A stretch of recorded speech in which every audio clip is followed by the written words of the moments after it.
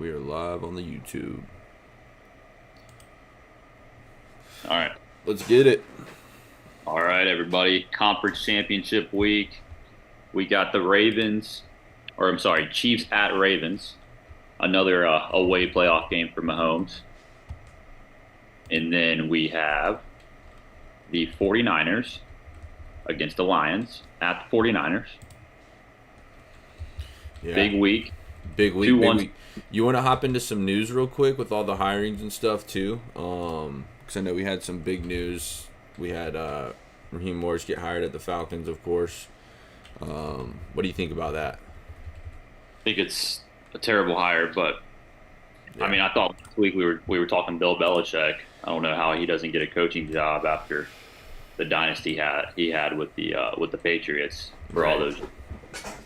Kind of shocked about that. I guess we have Harbaugh going to the Chargers as well, leaving Michigan, and he just hired a defensive coordinator today from Michigan. I don't know if you saw that. I did see that. But yeah, I mean, as a Falcons fan, at least talking about the Raheem Morris kind of hire, I think it was like we talked about last week. My biggest point was, hey, let's not get too hasty on anything. You know what I mean? We got plenty of time. Let's not make a rash decision here with someone of our future, because we want to start building a dynasty. We don't want one of these trash, just everyday coaches. And I feel like that's what we kind of got. Now I'm going to give him a chance. Of course, he might be the next best thing. They might have loved something in that interview, and they might just say, hey, this was our next guy always. As soon as after the interview, they might have just loved him and said, hey, call him off from the job. So I'm going to trust the franchise. I don't know why. They've never done anything good for me in the past, but hey, we're going to trust the franchise. Hopefully it's going to turn out into a good hire.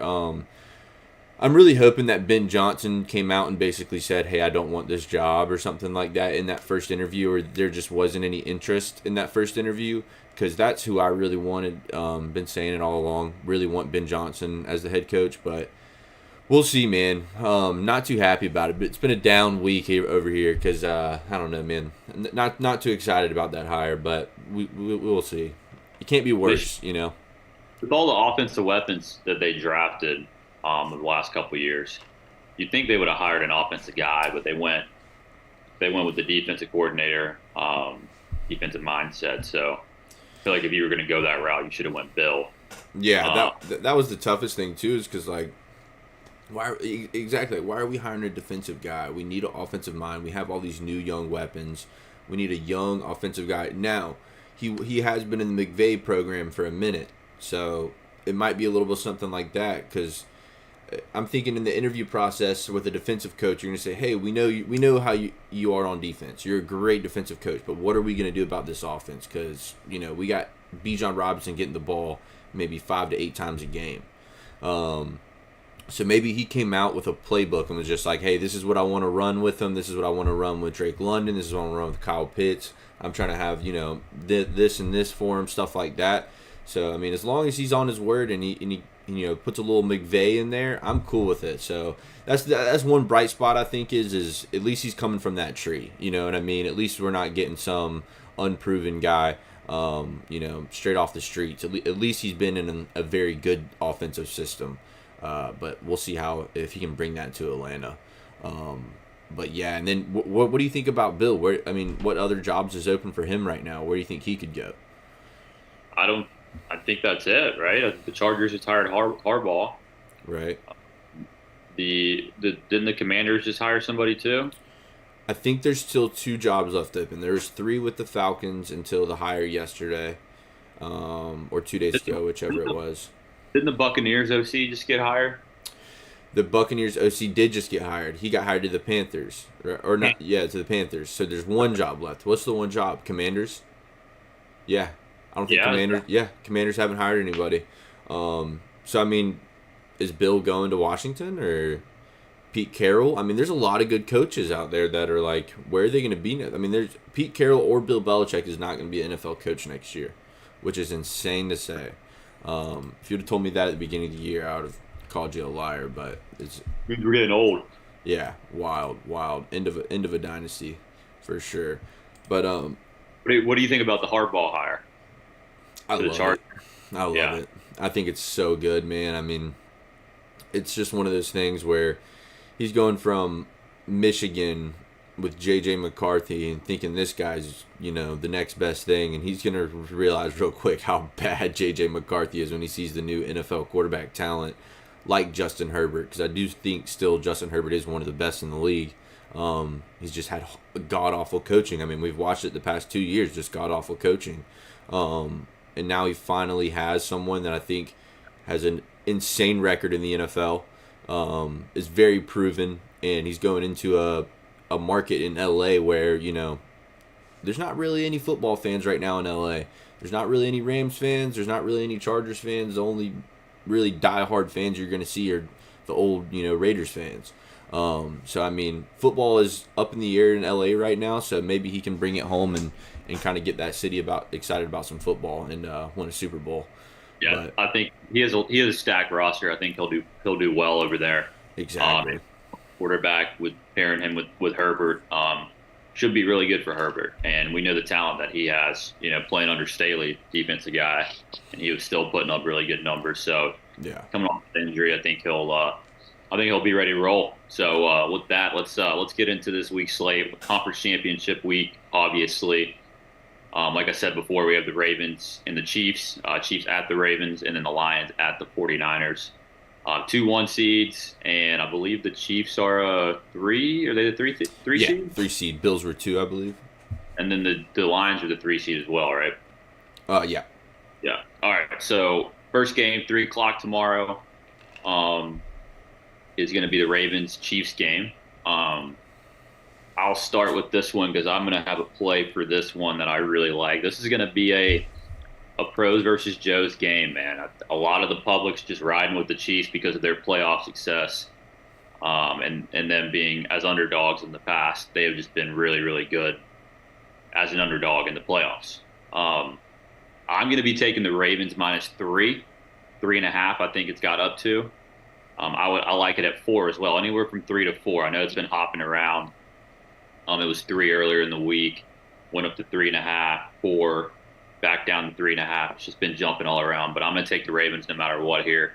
I know a lot of the public is going to be on the Chiefs, like I said, for that reason, but I just think the Ravens are a more complete team. They have a way better defense. The defense is Mahomes this year struggled against good defenses, and I think he'll struggle this week. And that offense with Lamar Jackson and Todd Monken has been all year. Well, I guess at the beginning it was a little rough start, but they finally figured things out, and they're scoring 30 points a game. Like, no, it's easy. And I don't think the Chiefs they're not going to be able to keep up with them.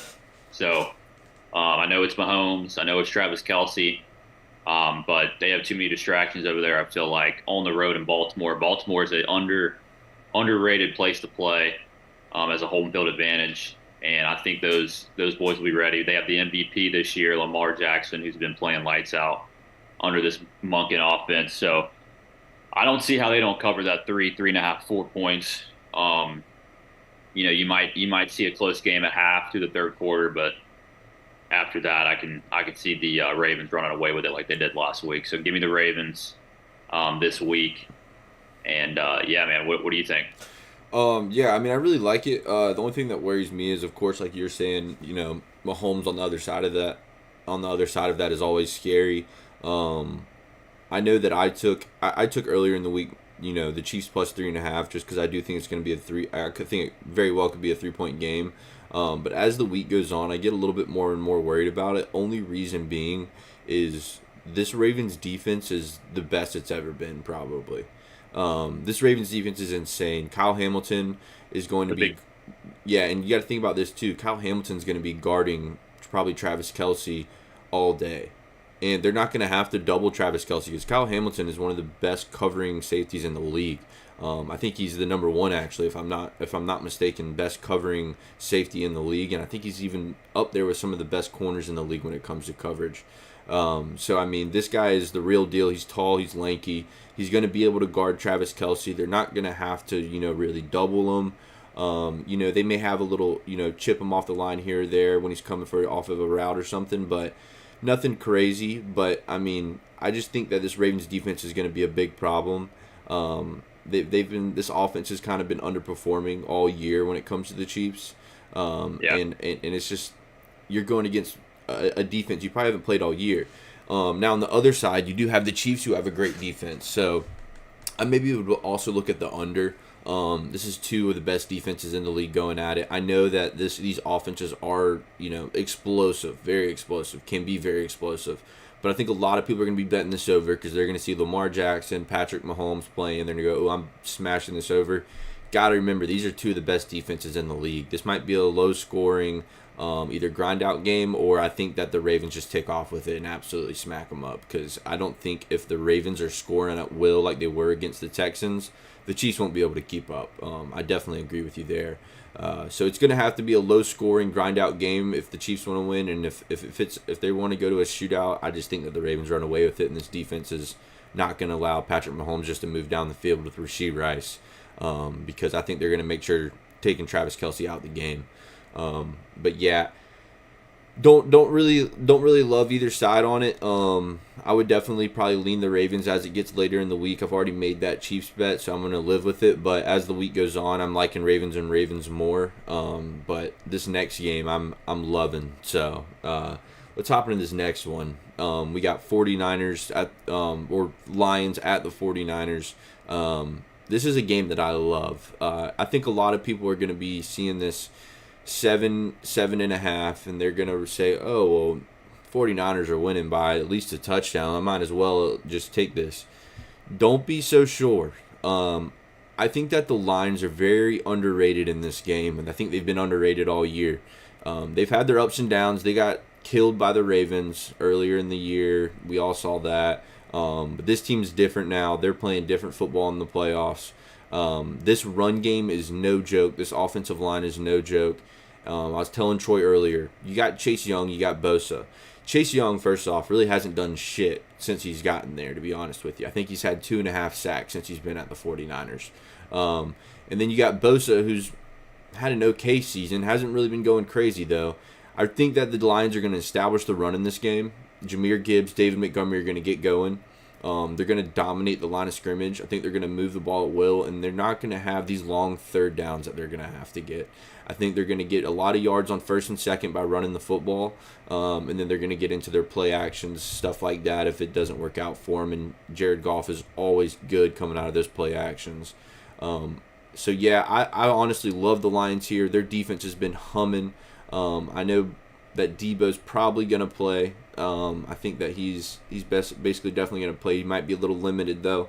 And we saw last week when he was a little limited, they were struggling a little bit against the Packers. They didn't have that little second back in that shotgun. They might not be still wanting to hand the ball off to him and trusting that arm to keep that ball tight and not fumble. So, yeah, with Debo banged up, I know that they still got McCaffrey, of course. They got all these guys. But, man, dude, these Lions they got no pressure on them either. These 49ers are feeling all the pressure. The Lions have no pressure right now. They're setting, as they're playing, they're just setting records for their franchises right now. As they play more games, they're just setting more records at this point. So they're playing pressure-free, like, hey, let's go out here, have fun, let's play good. And the 49ers are stressed after that Packers game, I think. I think they're a little worried a little bit that Packers game was that close, and Jordan Love very well could have won that game. So, yeah, what you think on that one, Troy?